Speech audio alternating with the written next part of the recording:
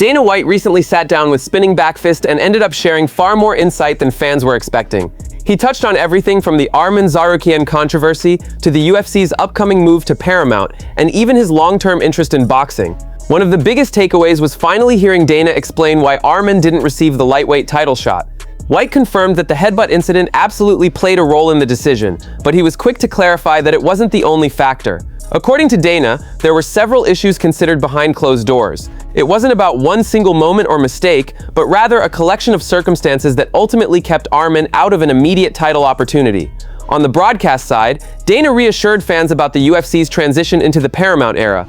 He emphasized that the product will still feel familiar, saying the UFC's identity isn't changing, just a few upgrades here and there to enhance the experience. He also spoke about Gable Steveson, confirming the UFC has had their eye on him for quite some time. However, Dana stressed that accolades and hype only mean so much, and that no one truly knows how good a fighter is until they step into the UFC octagon. I obviously am not one of these fans, but some fans thought Arman should have been the one to get a 155 title pound shot. We knew that would happen too. Of course. Did the headbutt play any factor in the decision to 100%, not go with him? It did, 100%. Right? A lot of things have factored in, you know.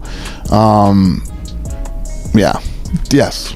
And then as far as decision-making goes, I'm very curious about the choice to do 2 back-to-back numbered events, basically pay-per-views instead of fight nights. You're hitting the ground running with Paramount. Obviously, I know you want to do that, but who decides on something like that? Is that you saying, let's do 2 numbered events, matchmakers, Paramount, algorithms? Yeah, me. And, you know, in the process of doing that, you know, there were people that disagreed that we shouldn't do back-to-back numbered events, and my thing was, we've been off for 6 weeks, we're coming on to Paramount for the first time, let's go. Justin Gaethje's camp is making one thing very clear. This fight against Paddy Pimblett will not be limited to striking. Head coach Trevor Wittman revealed that Justin's grappling has taken a massive leap forward and will play a major role in the matchup. According to Wittman, Gaethje is no longer just focused on defending takedowns or scrambling out of danger. He's now actively working to control where the fight takes place, dictate the tempo, and apply constant pressure. While many believe Paddy's clearest path to victory is through grappling, Gaethje's team insists they're prepared for every possible scenario on the feet, in the clinch, or on the ground. For years, Justin's wrestling was primarily defensive. Now it's become far more aggressive, positional, and strategically sound. The goal is to control the cage, force reactions, and create openings for damaging strikes from unexpected angles. Wittman pointed to past fights, especially Gaethje's submission loss to Charles Oliveira, as a key turning point. That fight made it clear that relying solely on defensive grappling isn't enough at the highest level. We did not go into this fight thinking it's going to be just a striking fight at all. Like, Justin has spent so much time. That's probably the proudest thing I am with Justin, is the amount of time that he's put into his grappling, because his wrestling is so high level. But it's more of the offensive and positional type of fighting. You know, for so long, I remember when we got stopped by Oliveira and I had to have a conversation with everybody on the team, like, hey, Justin is a high level guy, one of the best scramblers out there. We have some of the best slams out there, the Rampage Jackson type of slams. We're offensive. Justin's style is offensive, and to be a champion, you push people back. You have to put people on their heels. I look at this as when we had the Oliveira fight, we were defensive. We were like, don't get in this position. How do you get out of this position? You can't win fights like that. And you have to win offensively. And Justin's one of those guys that when you grapple with him, his ground and pound is so unique. So unique. He hits people with punches at different angles on the ground that are so effective. Yusha Taika recently sat down with Razambek Jamalov, one of Dagestan's most accomplished wrestlers and an Olympic gold medalist.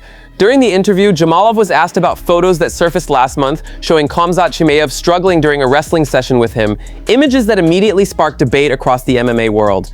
At first, Jamalov was careful with his response. He made sure to give Khamzat his respect, praising his strength, toughness, and competitiveness. It was clear he didn't want the moment to be seen as disrespect or internet bait. But once that foundation was set, Jamalov explained that when it comes strictly to high-level wrestling, there is a noticeable difference. He went on to admit that the session actually boosted his confidence about potentially transitioning to MMA. Training hands-on in an MMA environment, especially against one of the UFC's most dangerous fighters, showed him that his wrestling could immediately pose serious problems inside the cage. He is physically strong, resilient. He was pretty good for an MMA fighter. I had trouble in MMA aspects of our training, for example in clinch, where he used submissions to escape positions. However, when it comes to pure wrestling, I had a lot of success with double leg takedowns. We wrestled when Khamzat visited our gym in Dagestan, and every time I was at the gym, I gave him a lot of trouble. Even in grappling, not just wrestling. To be honest, I'm now interested in a potential move to MMA. I didn't have this interest before, but after seeing some things, why not? Jon Jones recently gave massive praise to pound-for-pound king Islam Makhachev, placing him firmly in the all-time great conversation. This came shortly after Islam completely dominated Jack Della Maddalena to capture the welterweight title. As Islam continues to build his legacy, the heavyweight landscape remains intriguing. Alex Pereira is still sidelined after breaking his foot in October during his title-reclaiming knockout win over Magomed Ankalaev at UFC 320. Pereira is aiming for a summer return, which could align with major events like the rumored White House card in June. His long-discussed move to heavyweight is still very much on the table, and a future matchup with Jon Jones remains one of the biggest unanswered questions in MMA, even if the timeline is unclear. What makes Jones's praise even more significant is the history behind it.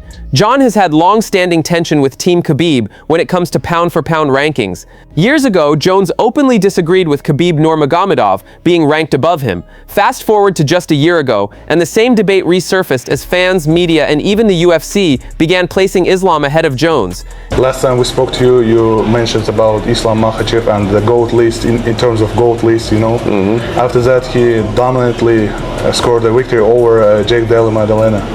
So after that one, where do you put him in the GOAT list? I think Islam is definitely one of the greatest fighters of all time. He's one of the guys for sure. Were you surprised that he dominated him? No, I'm not surprised that he's dominating competition. He's a special athlete. I mean, some guys are just chosen to do great things, and I think he's one of those guys. I'm excited to watch the rest of his career. I think he has a lot of work to do, but he's on the right path, and he's just doing everything right.